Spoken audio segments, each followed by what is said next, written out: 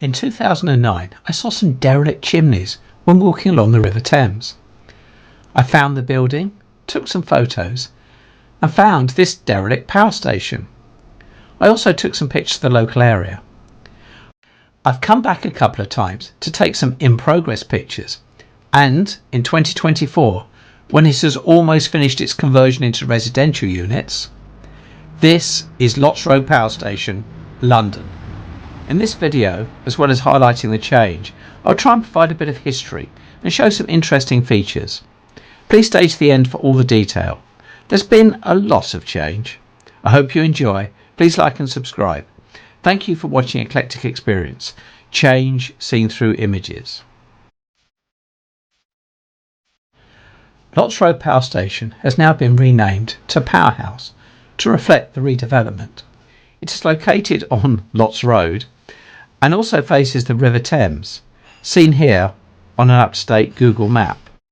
It is at the edge of the Royal London Borough of Kensington and Chelsea, and it became operational as a power station in 1905.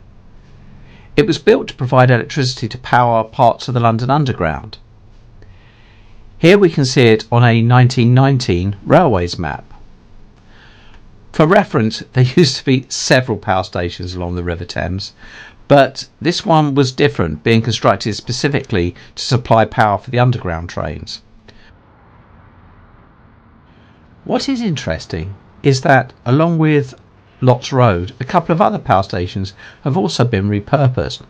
We have Battersea, just up the river, which is now a shopping and mixed use site. Then further along the south bank there is Tate Modern, which used to be Bankside Power Station. That was converted into an art gallery for the Millennium opening in 2000. Not all have survived, including this one, which was in Deptford, which I photographed shortly before it was demolished in the early 1990s. If you're interested, I have made videos on Battersea, Tate Modern and Deptford, links at the end. Lots Road Power Station has been upgraded several times over its life, being converted from different fuels, coal, then to oil, and then to gas. And during these renovations, it also managed to lose two of its chimneys.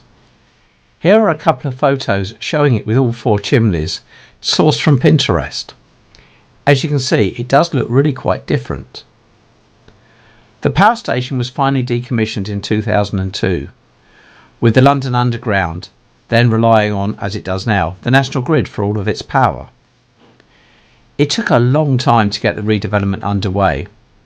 I took the first pictures in 2009, yet if we look again 9 years later in 2018, the derelict end still looks pretty much the same. However, this is it in 2024.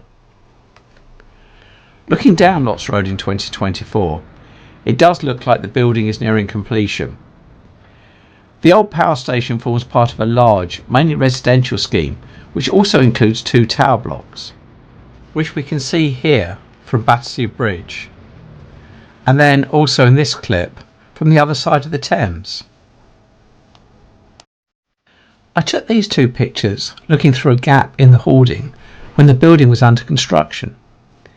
And here we can see the outer shell of the building has been retained, whilst effectively a new building is being constructed inside the shell. And here we can see how the building has changed over time.